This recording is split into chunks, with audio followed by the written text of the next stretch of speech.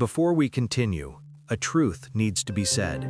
This story speaks about a world where crossing an invisible line can kill you, where Earth was divided, sold, and fenced in, and where the idea of freedom became illegal. If you listen until the end, you will not be just a spectator. You will be someone who crossed that limit. If you want the next chapters to reach you automatically, subscribe now. After that, just listen. Earth did not end in fire nor in ice. It ended in lines. Invisible lines traced by satellites, drones, and contracts, shielded by private armies. Each line delimited a sector. Each sector had an owner. Companies did not govern only markets, they governed territory, air, water, movement, and silence. The old idea of country dissolved into logos projected in the night sky. The entire planet became a corporate condominium, managed like a financial asset. The sun rose the same for everyone, but it did not illuminate in the same way. In some sectors, the light touched clean facades, artificial gardens, and silent streets. In others, it struck high walls, surveillance towers, and narrow corridors where the ground was never completely dry. The rule was simple, repeated in holographic notices, mandatory broadcasts, and conduct manuals. Crossing the limit of your sector without permission was a capital crime. There was no trial, there was execution.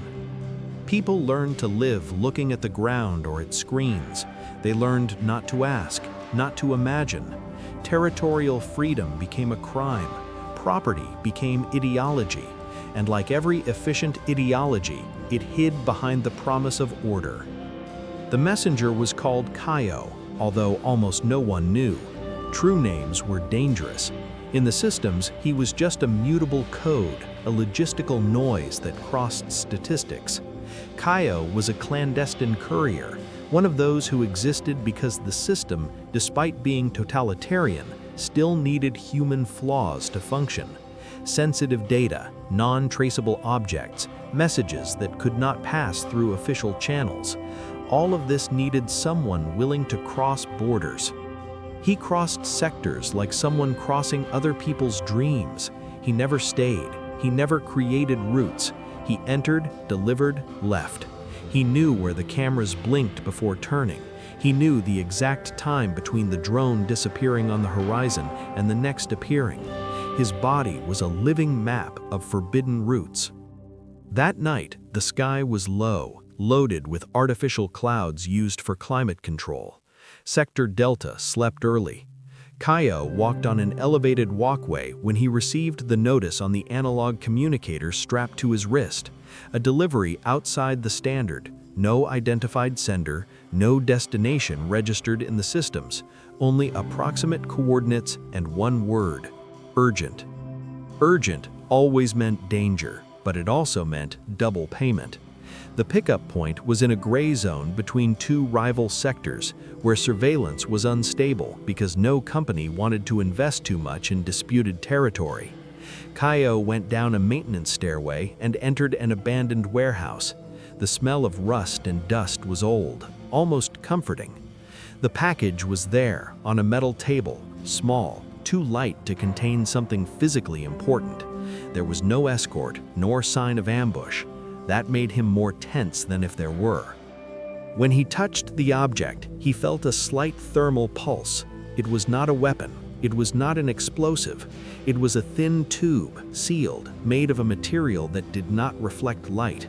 Inside, a roll of flexible polymer. Kaio hesitated. The basic rule of clandestine survival was not to open packages, but there was something different. No known sensor, no corporate signature. Curiosity was a dangerous luxury, yet irresistible. He broke the seal.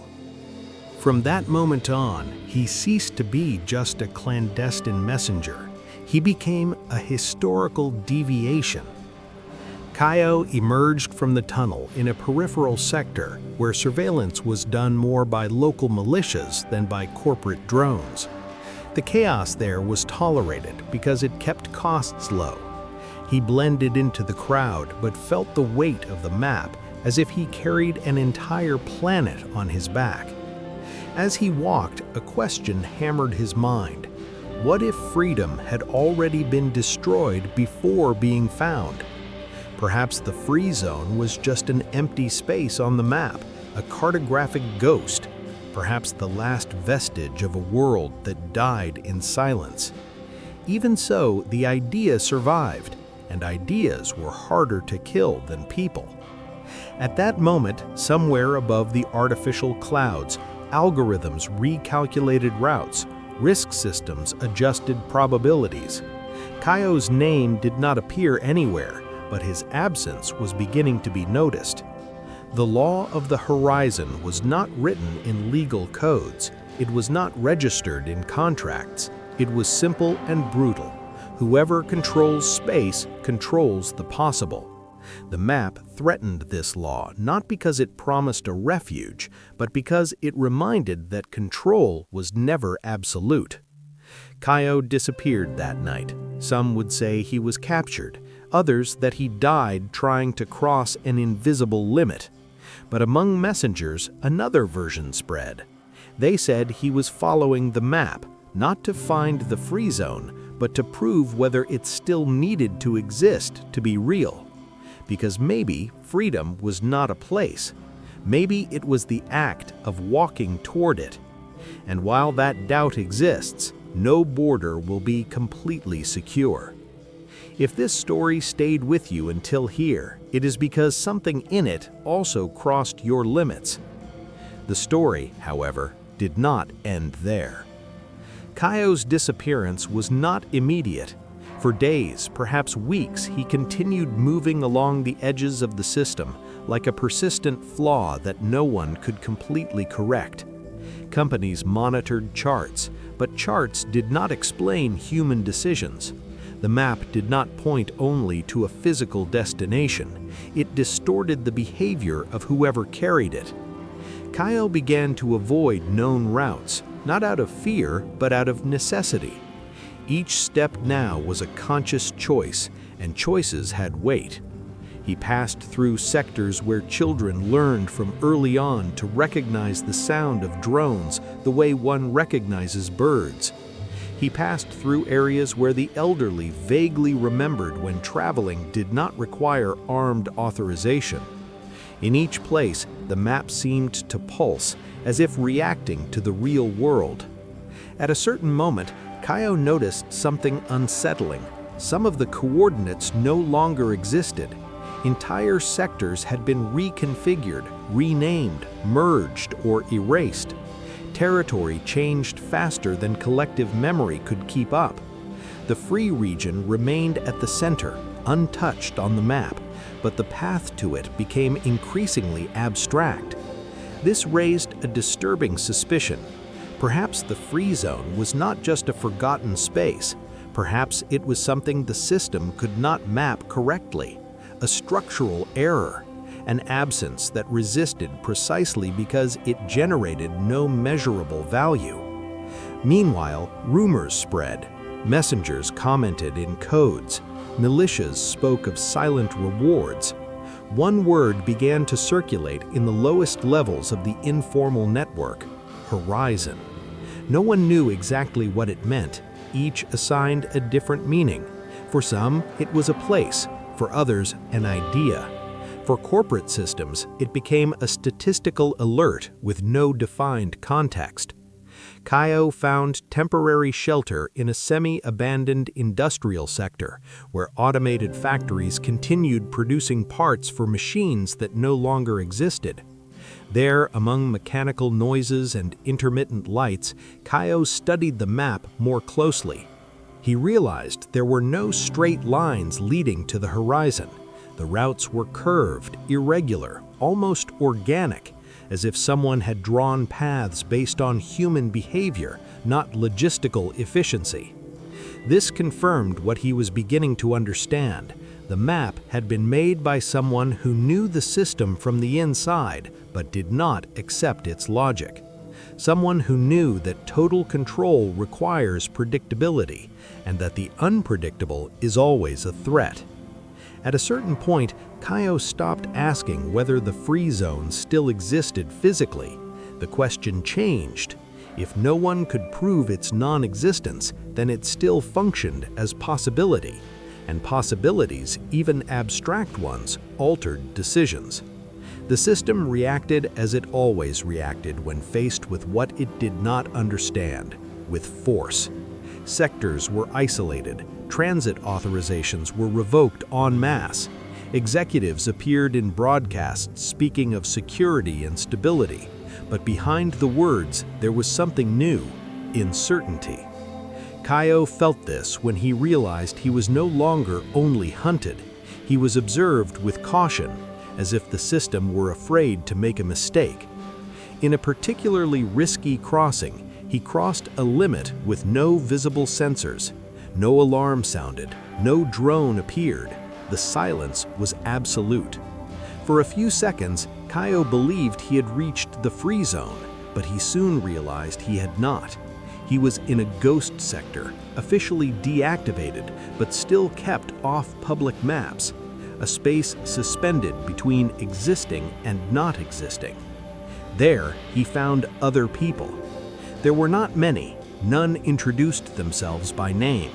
They lived simply, almost invisibly. There were no flags, no logos, only tacit agreements. They knew about the horizon, but they did not treat it as a final destination.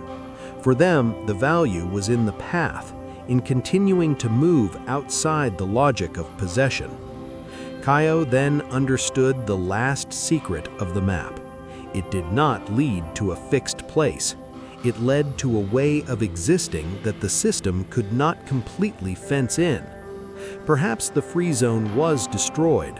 Perhaps it had never been a single point in space. But as long as there were people willing to cross limits without permission, it would continue to reappear, fragmented, temporary, real enough to disturb. When Kaio left that ghost sector, he took no one with him. He did not need to. The idea had already spread. And somewhere far above, algorithms registered a strange phenomenon. The more they tried to close the world, the more spaces appeared that were not on the maps. The law of the horizon was beginning to fail. Not because it had been revoked, but because it had ceased to be believed. And when a law loses collective belief, it is already dead. If this story continued echoing in you, it is because some borders are also internal. Subscribe to follow the next chapters. And when you want to cross one more limit, watch the next video. What unrolled was not a common object. It was a map, but not an official map, those full of corporate colors and rigid limits. It was old, almost handcrafted, although projected in high resolution. It showed Earth seen from above, with sectors erased, overlapped by a large area with no marking at all. A free region, no logo, no owner. Kaio's heart accelerated. That was impossible, or at least that was what everyone believed. Since childhood, he had heard that every centimeter of the planet had been auctioned, sold, or militarily occupied. The idea of an ownerless space was treated as a myth, an urban legend to feed dreamers. But the math was there, and it seemed real. There were encrypted annotations on the edges, old dates, coordinates that did not match current systems, trails that crossed dead zones, controlled oceans, and areas of total exclusion. At the center of the free region, only one word: horizon. Kaio felt something rare. It was not hope, it was vertigo. He put the map away and left the warehouse without looking back. The delivery had no destination, but now he had a bigger problem. Possessing that map was already a death sentence, delivering it perhaps too. As he walked, Kaio's mind was invaded by memories that were not exactly memories, but collective echoes. Stories whispered in alleys, fragments of interrupted conversations, legends of people who tried to go too far. People spoke of a free zone decades ago, before total closure, a place where companies could not reach or did not want to. The map could be a trap, a lure to hunt couriers, or something even more dangerous, proof that the system lied. Alerts began to sound on public panels. Drones changed their flight patterns. Surveillance lights intensified. Someone had noticed something. Perhaps not the map itself, but the statistical break caused by its movement. Kaio diverted route. He entered a deactivated drainage tunnel, one of those forgotten because they did not generate profit. Humidity ran down the walls. The sound of the city seemed distant, muffled, as if the world were underwater. There, in the dark, he stopped. For the first time in years, he considered not delivering. The system had been built on the idea that there was no alternative, that everything had already been decided, that space was finite and belonged to whoever could defend it. The map contradicted this. Even if the free zone no longer existed, the simple fact of having existed changed everything. Kaio knew that maps were not only representations, they were invitations. He thought of the people he crossed every day, trapped in their sectors like animals in invisible cages. He thought of himself, living between borders, never belonging to any place. Maybe that ownerless region was just another illusion. Maybe it was destroyed, occupied, or had never been real. But what if not?